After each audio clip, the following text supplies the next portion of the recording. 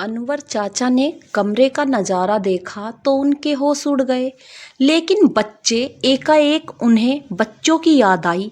तब अनवर चाचा ने देखा कि विश्वनाथ मनोरमा का खून करने के बाद पिस्तौल धर्मवीर के हाथों में थमाकर अनवर के क्वार्टर की ओर जा रहा है। तब अनवर चाचा ने इसी बात का फायदा उठाया। जैसे ही विश्वनाथ क्वार्टर में घुसा, अनवर चाचा ने विश्वनाथ को भीतर की ओर जोर से धक्का देकर क्वार्टर का दरवाजा बंद कर दिया और फॉर्म हाउस में आकर बच्चों को ढूंढने लगे। उन्हें करण तो मिल गया, क्योंकि वो अभी तक बिस्तर पर सो रहा था, लेकिन उन्हें लाज कहीं दिखाई न दी। लाज को ढूंढने का उनके पास वक्त भी नहीं था, इसीलिए उन्होंने पहले करण को लेकर वहां से भागना उचित समझा। अनवर चाचा ने सोते हुए करण को गोद में उठाया और मोटर की पीछे की सीट पर उसे लिटा दिया। फिर मोटर को स्टार्ट कर पुलिस स्टेशन की ओर रवाना हो गए। सुनसान रास्ता और सड़क के दोनों किनारों पर लगे लंबे लंबे पेड़, बस और कुछ नहीं। अनवर चाचा बदहवास से मोटर भगाए लिए जा रहे थे। लेकिन ये क्या, अभी आधा रास्ता पार ही किया था कि एकाएक मोटर रुक गई। अनवर चाचा तो मुसीबत में पड़ गए। अब वो मोटर से उतरे, उन्होंने करण को गोद में उठाया और पैदल ही भागने लगे। तभी उन्हें लगा कि कोई मोटर आ रही है। अनवर चाचा को शक हो गया कि कहीं ये विश्वनाथ ना हो। ये सोचकर वो सड़क से नीचे उतरकर कच्ची जमीन की झाड़ियों में जाकर छिप गए। अनवर चाचा की रुकी हुई मोटर को देखकर विश्वनाथ ने भी मोटर रोक दी और अनवर चाचा को यहाँ वहाँ ढूंढने लगा, लेकिन उसे अनवर चाचा कहीं भी नजर ना आए। फिर विश्वनाथ ने अपनी मोटर स्टार्ट की और चला गया। इधर अनवर चाचा बच्चे को लेकर पैदल जा रहे थे। तभी उन्हें एक ट्रक आता हुआ दिखाई दिया। उन्होंने दूर से ही हाथ देकर ट्रक वाले को ट्रक रोकने के लिए कहा। ट्रक ड्राइवर ने ट्रक रोक दिया। अनवर चाचा उसके पास पहुंचकर बोले, भाई थोड़ी मदद चाहिए, ये बच्चा मुसीबत में है। यहीं पास में ही एक पुलिस चौकी है, थोड़ा मुझे पुलिस चौकी तक छोड़ देंगे? जी पाजी, वाहे गुरु इस बच्चे की रक्षा करे। तुसी जल्दी से लोरी विच बैठ जाओ, मैं अभी पुलिस चौकी पहुंचाई देता हूँ। वो ट्रक ड्राइवर बोला, शुक्रिया सरदार जी, आप इस वक्त मेरे लिए खुदा बनकर आए हैं। अनवर चाचा ने कहा, शुक्रिया की कोई बात नहीं पाजी, इंसान ही इंसान के काम आता है। तुसी जल्दी से बैठो, सरदार जी ने कहा। और अनवर चाचा जल्दी से ट्रक में बैठे और पुलिस चौकी की ओर चल पड़े। कुछ ही देर में ट्रक ड्राइवर ने ट्रक पुलिस चौकी के सामने खड़ा कर दिया और बोला, पाजी जल्दी करो, क्या मैं भी आपके संग चल सकता हूँ?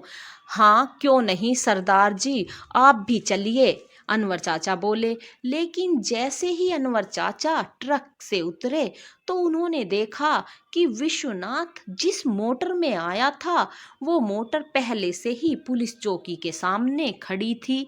मोटर को देखकर अनवर चाचा बोले, सरदार जी बच्चे को आप अपने पास रखो, मैं चौकी के भीतर जाकर देखता हूँ कि उस कमीने ने पुलिस से क्या कहा है।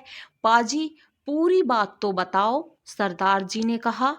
उस आदमी ने इस बच्चे की मां को गोली मारकर इसके बेहोश पिता के हाथ में पिस्तौल थमा दी और यहाँ रिपोर्ट लिखाने आया है कि इसके पिता ने ही इसकी मां को मारा है। इसकी बड़ी बहन भी घर में नहीं मिली मुझे, मैं इसकी जान बचाने के लिए इसे ले भागा। सरदार जी मैं पुलिस चौकी के भीतर जा रहा हूँ, अगर देर हो जाए तो आप इस बच्चे को लेकर भाग जाना। मुझे रेलवे स्टेशन पर मिलना, वहाँ बनवारी लाल की पान की दुकान है, मेरा उसी दुकान पर इंतजार करना। जी ठीक है पाजी, सरदार जी बोले।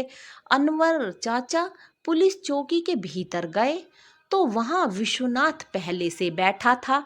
अनवर चाचा को देखते ही पुलिस के सामने विश्वनाथ घड़ियाल आंसू बहाते हुए बोला, आप आ गए अनवर चाचा। देखिए ना, धर्मवीर ने मनोरमा भाभी का खून कर दिया है। पता नहीं कौन सा भूत सवार था उस पर।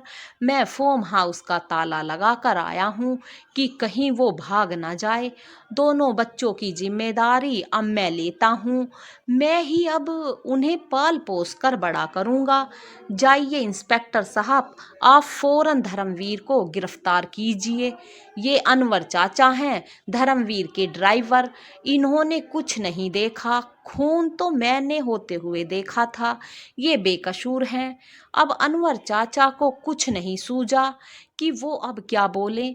विश्वनाथ की अगली चाल का वो अंदाजा नहीं लगा पा रहे थे, इसीलिए उस समय उन्होंने वहां पर चुप रहना ही ठीक समझा। लेकिन अभी तो लाज को भी ढूंढना है और धर्मवीर लल्ला को इस कमीने की करतूत भी बतानी है। करण तो सुरक्षित हाथों में है। सरदार जी रेलवे स्टेशन में मिलेंगे तो करण को मैं वापस ले लूंगा। लेकिन अभी देखता हूँ कि ये क्या करने वाला है। तभी विश्वनाथ ने अनवर चाचा के पास जाकर कुछ फुसफुसाया, जिससे सुनकर अनवर चाचा दंग रह गए। जब कुछ देर हो गई तो अनवर चाचा नहीं लौटे तो सरदार बच्चे को लेकर रेलवे स्टेशन पहुंच गए। तभी अनवर चाचा बोले, मोटर रास्ते में बंद पड़ गई थी, शायद पेट्रोल खत्म हो गया था। मैं मोटर मुझे धर्मवीर लल्ला ने सौंपी थी, इसीलिए उनकी अमानत फॉर्म हाउस पर खड़ी करके चला जाऊंगा। ठीक है, तुम्हें पेट्रोल मिल जाएगा, इंस्पेक्टर साहब बोले। चलो, मोटर फिर से मिल जाएगी तो करण को बचाने में आसानी होगी। अनवर चाचा ने मन ही मन में सोचा। पुलिस अनवर चाचा और विश्वनाथ के संग फार्म हाउस पहुंची और धर्मवीर को गिरफ्तार कर लिया। पुलिस के पहुंचने से पहले ही धर्मवीर को कुछ कुछ होश आ गया था और उसने अपने हाथ में पिस्तौल देखी। फिर मनोरमा की खून से लथपथ लाश देखकर वो चीख पड़ा। लेकिन जब तक उसे कुछ समझ में आता, पुलिस वहां पहुंचकर उसे हथकड़ियां लगा चुकी थी। ये क्या कर रहे हैं इंस्पेक्टर साहब, मैंने क्या किया? धर्मवीर ने चीखते हुए पूछा। तुमने अपनी पत्नी की हत्या की है, उसी जुर्म में तुम्हें गिरफ्तार किया जाता है। मौकाए वारदात पर तुम्हारे हाथों से ये पिस्तौल और तुम्हारी पत्नी की लाश बरामद हुई है, इंस्पेक्टर साहब बोले। लेकिन इससे ये साबित तो नहीं होता कि मनोरमा का खून मैंने किया है, धर्मवीर बोला। तुम्हें खून करते विश्वनाथ बाबू ने देखा है, इंस्पेक्टर साहब बोले। ये कमीना झूठ बोल रहा है, ये धोखेबाज है। इसने शायद मुझे बेहोशी की दवा खिलाई थी, जिससे मुझे बहुत जोर से नींद आने लगी थी और मैं सोफे पर ही लेट गया। इसके बाद मुझे कुछ भी याद नहीं, धर्मवीर बोला। तुम झूठ बोलते हो धर्मवीर, मैंने तुम्हें मनोरमा भाभी पर गोली चलाते देख लिया था, इसीलिए डर कर मैंने फार्म हाउस में ताला लगा दिया कि कहीं तुम मुझे भी ना मार डालो, और मैं फौरन पुलिस को खबर देने पहुंच गया। ना हो तो अनवर चाचा से पूछ लो, ये भी पुलिस चौकी गए थे। बोलिए अनवर चाचा, क्या मैं मनोरमा का खून कर सकता हूँ? धर्मवीर ने अनवर चाचा से पूछा। लल्ला, मैंने कुछ नहीं देखा, मैं तो अपने क्वार्टर में था, अनवर चाचा बोले। तो शायद आप भी इस कमीने के साथ मिले हुए हैं, धर्मवीर बोला। धोखेबाजी का इल्जाम लगाते देख अनवर चाचा की आंखें भर आई, लेकिन वो कुछ बोल नहीं सके, क्योंकि उन्हें पुलिस चौकी में विश्वनाथ ने फुसफुसा कर कहा था कि लाज उसके कब्जे में है, कुछ मत बोलना। तभी धर्मवीर ने पूछा, मेरे बच्चे कहाँ हैं? विश्वनाथ बोला, तुम्हें उनकी चिंता करने की जरूरत नहीं, वो अनवर चाचा के पास सुरक्षित हैं। अब अनवर चाचा बुरी तरह फंस चुके थे, क्योंकि अगर वो कुछ बोलते तो बच्चों को अगवा करने का इल्जाम उन पर लग सकता था। विश्वनाथ उन्हें भी नहीं छोड़ता, इसीलिए मौके की नजाकत को समझते हुए वो कुछ नहीं बोले, चुपचाप तमाशा देखते रहे। पुलिस ने मनोरमा की लाश को पोस्टमार्टम के लिए भेज दिया और धर्मवीर को गिरफ्तार करके सलाखों के पीछे डाल दिया। पोस्टमार्टम की रिपोर्ट और पिस्तौल पर लगे फिंगरप्रिंट की रिपोर्ट आने के बाद ही धर्मवीर पर जुर्म साबित हो सकता था। फार्म हाउस के बाहर अब अनवर चाचा और विश्वनाथ ही थे। विश्वनाथ ने अनवर चाचा से कहा कि कुछ बोलो तो लाज को कभी जिंदा ना देख सकोगे और उसे मैंने फार्म हाउस के तहखाने में कैद कर रखा है। पहले तुम ये बताओ करण कहाँ है? मुझे नहीं मालूम, अनवर चाचा बोले। तू ऐसे नहीं बताएगा। मैं इस घर में आग लगाए देता हूँ तो लाज भी नहीं बचेगी, विश्वनाथ बोला। नहीं नहीं, ऐसा मत करो, मैं बताता हूँ कि करण कहाँ है, अनवर चाचा ने कहा। तो जल्दी बताओ, विश्वनाथ बोला। मैं उसे शहर के बाहर वाले मंदिर के पंडित जी के पास छोड़ आया हूँ, अनवर चाचा ने झूठ बोलते हुए कहा। ठीक है, तो अभी उसे लेकर आओ। मैं लेकर आता हूँ, तुम बच्ची को कुछ मत करना। अब तुमने बच्ची के बारे में बता दिया है, इसीलिए अब तो इस घर में आग लगा सकता हूँ मैं।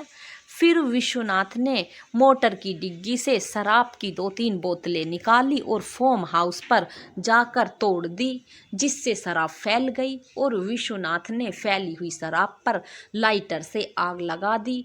कुछ ही देर में फार्म हाउस ने पूरी तरह आग पकड़ ली और फार्म हाउस धू धू करके जलने लगा। अनवर चाचा ने कहा कि ऐसा मत करो विश्वनाथ, जहन्नुम में भी जगह नसीब नहीं होगी। मुझे सारे सबूत मिटाने थे जो कि ऐसे ही मिट सकते थे। आज रात मेरा बदला पूरा हुआ, अब मैं सुकून से सो सकता हूँ। तुम बच्चे को लेकर जल्दी जाओ, विश्वनाथ बोला। हाँ जाता हूँ, लेकिन तुम बहुत ही गलत कर रहे हो, अनवर चाचा बोले। इतना कहकर अनवर चाचा मोटर में बैठे, मोटर स्टार्ट की और जाने लगे तो विश्वनाथ बोला, ठहरो, मुझे तुम पर भरोसा नहीं, मैं भी तुम्हारे साथ चलूँगा। अनवर चाचा तो तैयार ही बैठे थे। वो मोटर को तेज रफ्तार में विश्वनाथ की ओर ले गए और उसे बहुत जोर से टक्कर मारकर आगे बढ़ गए। करण तो बचने ही वाला था, जो कुछ देर में स्टेशन पहुंच गया होगा। उन्होंने देखा कि बनवारी लाल की दुकान पर सरदार जी ने उनका करण के साथ इंतजार कर रहे हैं। उन्होंने सरदार जी का शुक्रिया अदा किया। सरदार जी अपना ट्रक लेकर चले गए और इधर अनवर चाचा ने कहीं का टिकट लिया और करण को लेकर रेलगाड़ी में चढ़ गए। इधर विश्वनाथ के पैर में बहुत चोट लगी थी और वो ठीक से चल भी नहीं पा रहा था। वो घिसड़ घिसड़ कर